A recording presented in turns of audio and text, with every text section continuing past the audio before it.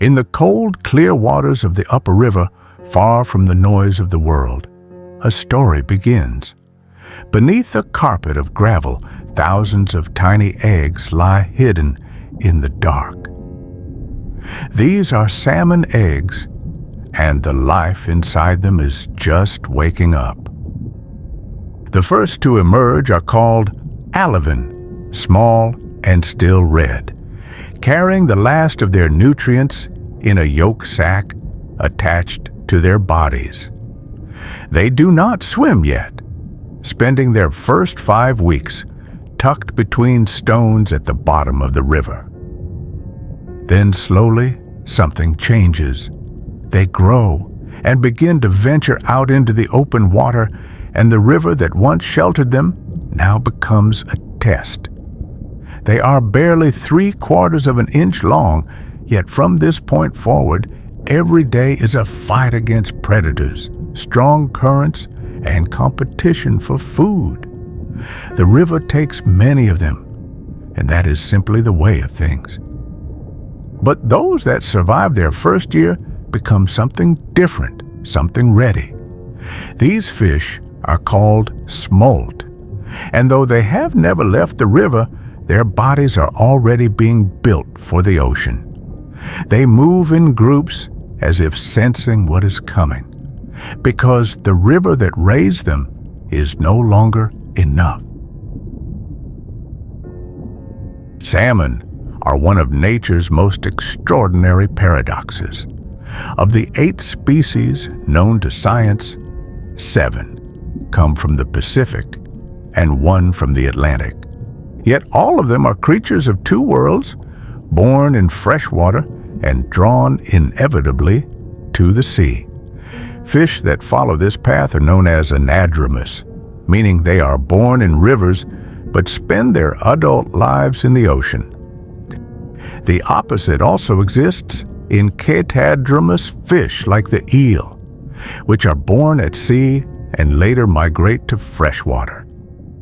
But few migrations in the natural world carry the drama, the distance, or the cost of the salmons. The journey to the ocean is not a short one. Depending on where they were born, young salmon may travel over 1,500 miles before they ever taste salt water. Chinook salmon, born along the Yukon River in Canada, face a crossing of nearly 1,840 miles, making it one of the longest freshwater migrations of any fish on Earth. Along the way, herons wait at the shallows, seals patrol the river mouths, and humans with their nets and fishing baits.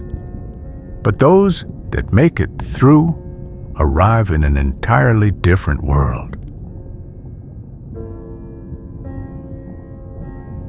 The ocean demands a radical transformation. Salt water pulls moisture from the body, and for a creature raised in fresh water, it is a deeply hostile environment. To survive it, salmon rely on a process called osmoregulation, a continuous balancing act, where the body carefully controls its own internal salt concentration. They drink more water and push excess salt out through their gills and urine, maintaining a precise chemical balance with every breath they take. It is a biological feat that would be impressive in any creature, but in a fish the size of your forearm, it is genuinely astonishing. And in the ocean, they thrive, growing up to 30 inches long and weighing as much as 13 pounds. Their scales shimmering like hammered silver beneath the surface. It is no wonder that salmon have long been called the king of fish. For 2 to 7 years, the ocean is their home. And then at some point, something ancient stirs inside them. No one has ever fully explained it, but driven by an instinct older than memory, salmon stop and turn and begin the long journey back. Not just to any river, but to their river, the exact stretch of cold gravel where their own lives began years before.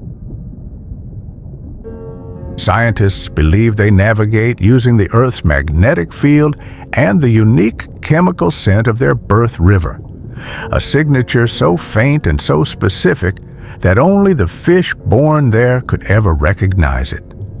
After years adrift in the open ocean, they still know the way home. And still they must fight. Bears line the riverbanks, patient and unhurried, waiting for the salmon to leap into their reach. For the bears, this migration is the great feast of the year, a concentrated abundance that will not come again for another 12 months. Many salmon end their journey here. But some will reach the upper river. After everything they have endured, after the ocean crossing and the exhausting upstream migration and the predators, they arrive at last in the quiet headwaters where it all began. Here, the female prepares her nest. With powerful sweeps of her tail, she fans the riverbed and pushes the gravel aside, carving out a shallow hollow. She releases her eggs, sometimes as many as 8,000 in a single spawn, while one or more males move in beside her to fertilize them in the current. For the eggs to develop successfully, they need cold water, strong flow, and enough oxygen filtering down through the gravel. Any disruption from warming temperatures or human damage to the river can end an entire generation before it even begins. The Pacific species, among them the Chinook, coho, sockeye, pink, and chum, all die after spawning. Not simply from exhaustion, but because their biology was always designed to end this way. In dying, they give one final gift to the river. Their decomposing bodies release nitrogen, phosphorus, and ocean-derived minerals into the freshwater ecosystem. They feed the river and the forest, and eventually the very offspring they crossed an ocean to protect. A small number of Atlantic salmon survive the spawn and make their way back to the sea, but they are the rare exception, and their numbers are shrinking every decade. Atlantic salmon are now protected across much of their historical range. What most Americans find at the fish counter today is not a wild Atlantic salmon, but a farmed one. There is something in the salmon story that resists easy explanation. They never know their parents, and they are born into a world that is immediately trying to kill them. But they travel thousands of miles of open ocean, transform their bodies twice, and push through exhaustion and predators. At the end of all of it, they ask for nothing except the chance to return to where they started and leave something behind. There is no instinct for glory here, no awareness of what they are giving up. Only an ancient and unbreakable drive to make sure that the next generation begins in the best possible place.